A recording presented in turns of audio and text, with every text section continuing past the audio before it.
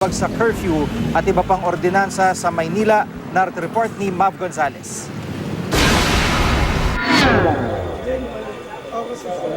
Todo tanggi ang lalaking ito kahit nahulihan na ng baril at mga bala sa Oplan Road sa Malate, Maynila kagabi. Hindi ko akin. Kanino yung baril? Hindi ko alam. Bakit nasa inyo, kuya?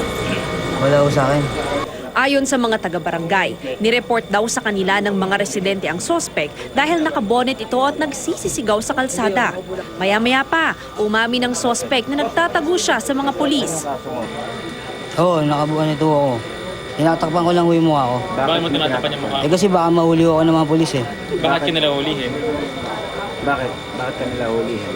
Ewan ko, hindi ko alam kung ano dahilan. Yun pala, may mga dati ng kaso na theft at frustrated murder si Mendez. May pinasok na na bahay yan sa Bautista, tapos nagpaputok na ng baril sa barangay hall ko yan. Marami na siyang previous cases. Problema ko talaga siya sa barangay at lulong sa droga yan. Kakasuhan siya ng alarming scandal, illegal possession of firearm at paglabag sa election gun ban. Isa lang si Mendez sa 26 na naaresto sa operasyon ng MPD Station 9. Simultaneous operation ito ng Arellano, Adriatico at Rojas Boulevard PCPs para alisin ang kriminalidad sa lansangan na kanilang nasasakupan. May mga lalaking hinuli dahil umiinom sa kalsada at walang damit pang itaas. Narecover din ang 2 illegal gambling machine. Arestado ang mga umano'y maintainer nito na sina Dexter Corpus at Mary Ann Pascual.